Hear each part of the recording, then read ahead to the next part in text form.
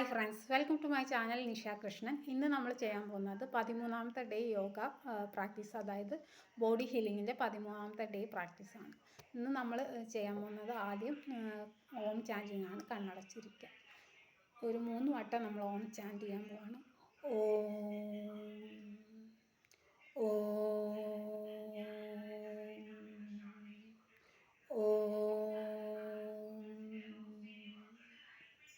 അതിനുശേഷം മെല്ലെ കണ്ണു തുറക്കുക. ഇനി നമ്മൾ അടുത്ത പ്രാക്ടീസിലേക്ക് പോവാണ്. നമ്മൾ അടുത്ത പ്രാക്ടീസ് ചെയ്യുന്ന മൈൻഡ്ഫുൾനെസ്സാണ്. നമ്മൾ മൈൻഡ്ഫുൾനെസ് ചെയ്യാണ്. ജസ്റ്റ് ഒബ്സർവ് ചെയ്യുക, നിങ്ങളുടെ ചിന്തകളെ ഒബ്സർവ് ചെയ്യുക, നിങ്ങളുടെ ബോഡിയിലുള്ള സെൻസേഷൻസിനെ ഒബ്സർവ് ചെയ്യുക.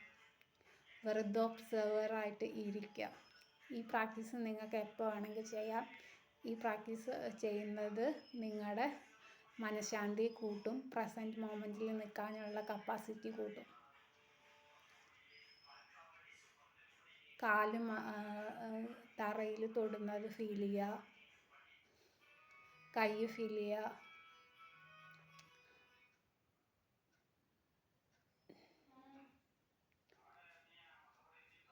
തോട്ടുകൾ എന്തോ ആയിക്കോട്ടെ, അതിൽ അറ്റാച്ച്ഡ് ആവാതെ അത് ഫീൽ ചെയ്യുക.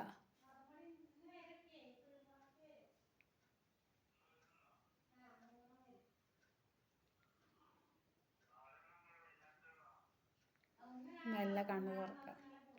ഈ പ്രാക്ടീസ് നിങ്ങൾക്ക് എപ്പോൾ വേണമെങ്കിൽ ചെയ്യാം. ഇനി അടുത്തതായിട്ട് നമ്മൾ ഗ്രാറ്റിറ്റ്യൂഡ് പ്രാക്ടീസ് ചെയ്യാണ്.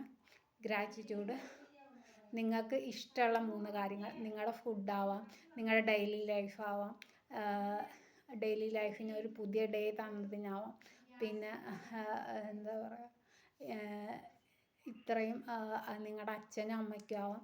ആർക്കും വേണമെങ്കിലും നന്ദി പറയാം. ദൈവത്തിനോട് എല്ലാത്തിനും, നിങ്ങളുടെ അച്ഛനും അമ്മയും തന്നതിന്, ഇത്രയും നല്ല ലൈഫ് തന്നതിന്, നിങ്ങൾക്ക് അറിവുകൾ തന്നതിന്, നിങ്ങളുടെ ജീവൻ നിലനിർത്തുന്നതിന്, ഇതിനൊക്കെ നന്ദി പറയാം.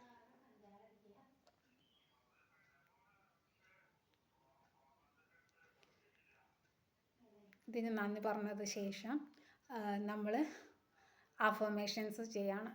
I am a beautiful soul, I can think, അതായത് ഞാനൊരു ബ്യൂട്ടിഫുൾ സോളാണ്, എനിക്ക് നന്നായിട്ട് ചിന്തിക്കാനുള്ള കഴിവുണ്ട്, എനിക്ക് എന്തും നേടാനുള്ള കപ്പാസിറ്റി ഉണ്ട് എന്നുള്ളതാണ് നമ്മളിന്ന്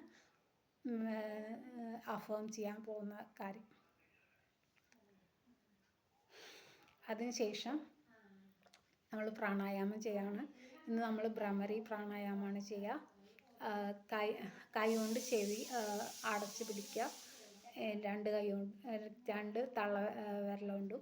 എന്നിട്ട് കണ്ണിൻ്റെ മുകളിൽ കൈ വയ്ക്കുക. എന്നിട്ട്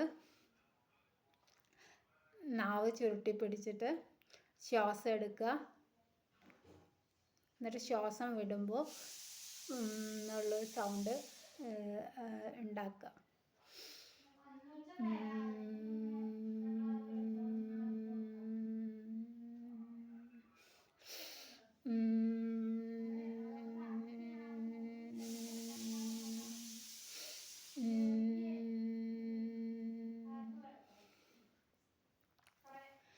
ഇനി നമ്മൾ ഉജ്ജയി പ്രാണായാമം ചെയ്യാണ്.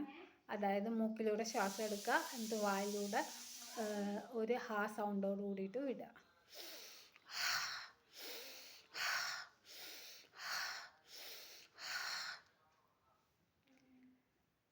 പിന്നെ ഇനി നമ്മൾ ചെയ്യാൻ പോകുന്നത് മെഡിറ്റേഷനാണ്. കണ്ണടച്ച് മെഡിറ്റേറ്റ് ചെയ്തിരിക്കുക. ചിന്തകൾ വരുമ്പോൾ അതിനെ ഒരു ഡിസ്റ്റൻസ് കീപ്പ് ചെയ്തിട്ട് അതിൽ നിൽക്കുക. ഇത് നിങ്ങളെ ഇമോഷണൽ ഇൻ്റലിജൻറ്റും അതേമാതിരി തോട്ട് ഇൻ്റലിജൻറ്റും ആക്കും. അതായത് നിങ്ങൾക്ക് നെഗറ്റീവ് തോട്ട്സ് കുറയും. പിന്നെ തോട്ടുമായിട്ട് എന്ത് നെഗറ്റീവോ പോസിറ്റീവോ തോട്ട് വന്നാലും നിങ്ങൾ അതിൽ അറ്റാച്ച്ഡ് ആവാതിരിക്കും. സോ ഇതൊരു ഗുഡ് പ്രാക്ടീസാണ്. ഇനി നമ്മൾ ഓം ചാൻറ്റ് ചെയ്തിട്ട് പ്രാക്ടീസ് അവസാനിപ്പിക്കാം. ഓം